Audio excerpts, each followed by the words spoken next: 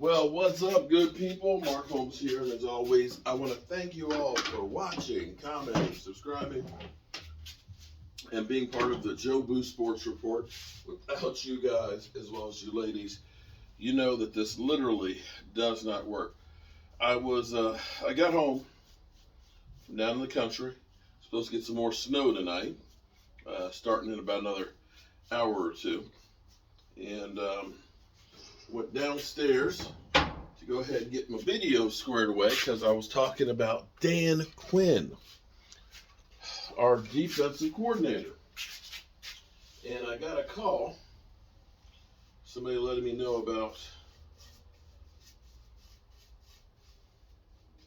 Donovan Wilson and Diggs' quote-unquote illness and did not practice.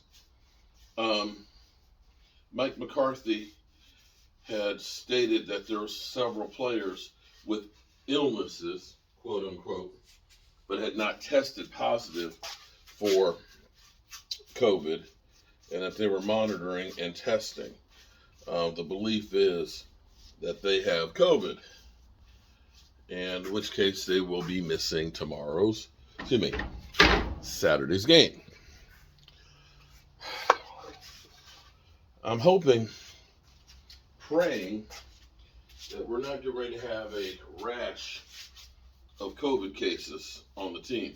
Or if we are, we hurry up and have them so that way we get everybody back in time to practice next week for the playoffs. I have to say that I think the team, when you see all the players that are testing positive, it behooves the players to start saying, you know what, we got to be more careful. We don't have that much time left to the season. Let's just go on lockdown. Be that as it may, it's not what I really want to talk about tonight. What I really wanted to talk about was Dan Quinn. Dan Quinn.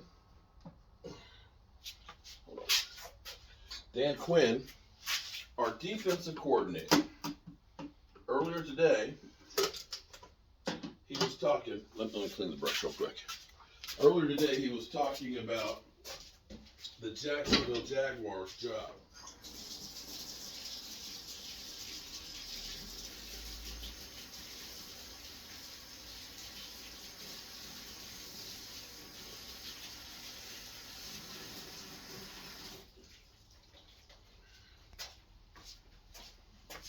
He was talking about the Jacksonville Jaguars job and why he turned down the interview.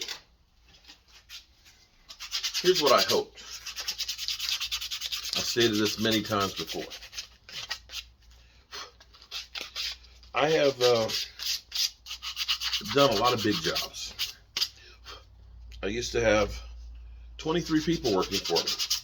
We built like 80,000 square foot warehouses. I used to build out Bassett furniture, Barnes furnitures and stuff. Different things, commercial spaces. Go through, gut it out, rebuild it, so on. Built courtrooms and judges' chambers and things like that.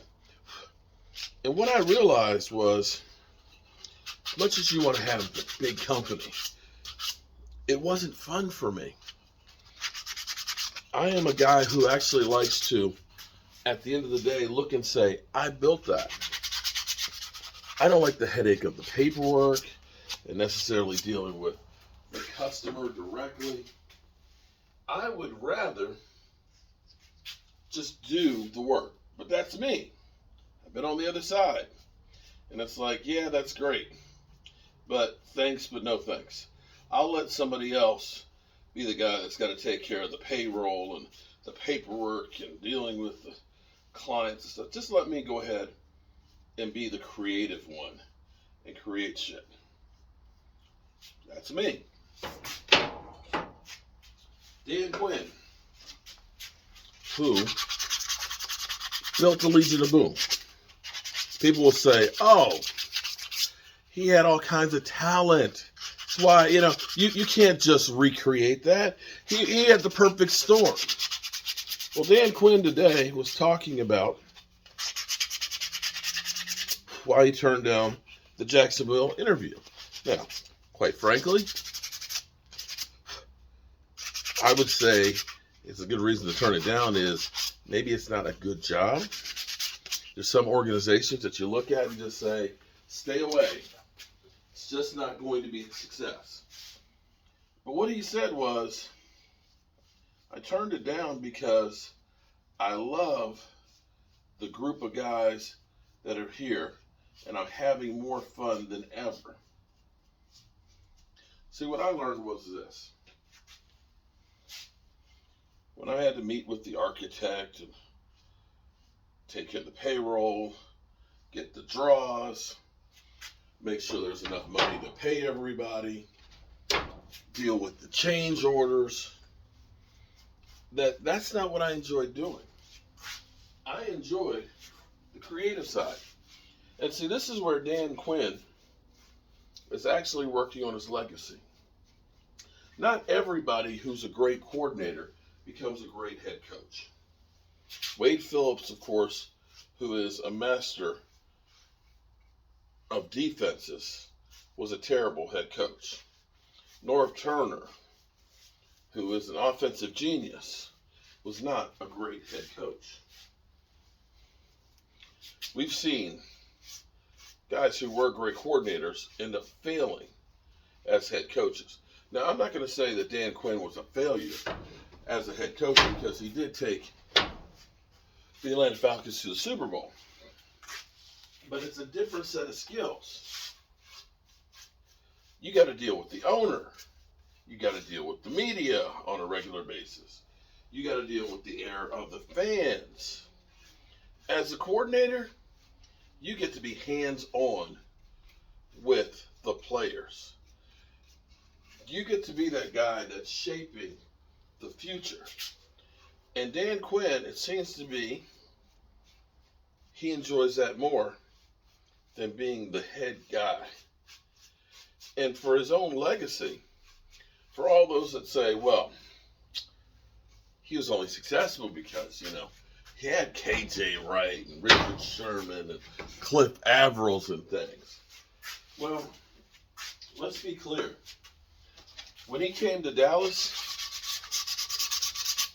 that cupboard was bare. We were at the bottom of the barrel. There was nobody there saying, let's take all of their talent.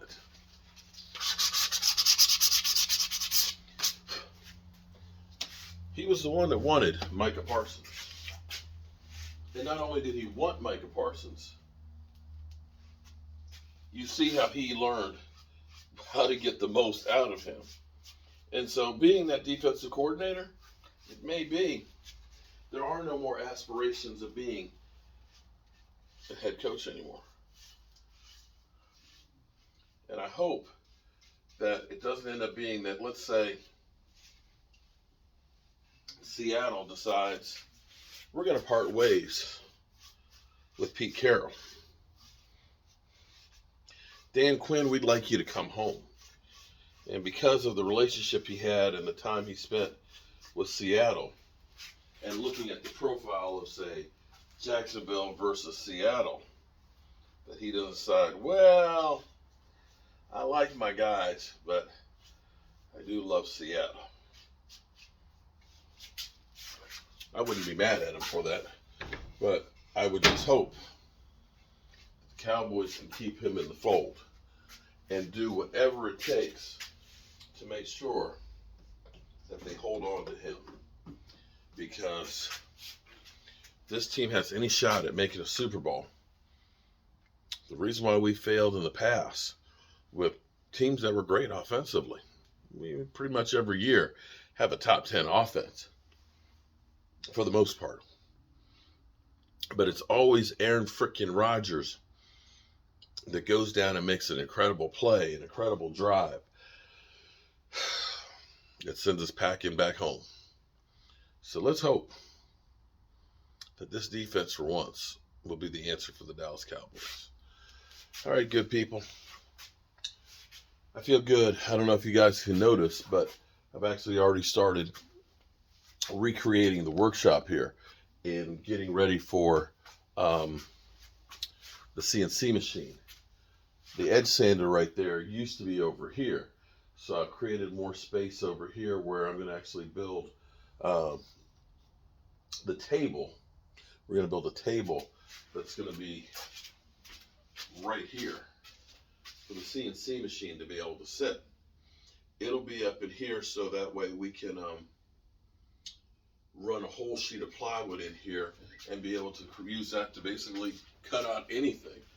Joe Barty's to be able to do carvings and stuff. So anything that you can dream up and imagine, we'll be able to actually create with that piece of equipment. So this is going to be crazy for me, and I literally can't wait to get this thing done. So tomorrow, don't have too much snow, I'll be getting out, getting some more duct work and stuff so I can run the duct work in there, and I've got to rerun some of this pipe over there and start kind of moving everything to make it fit in real good.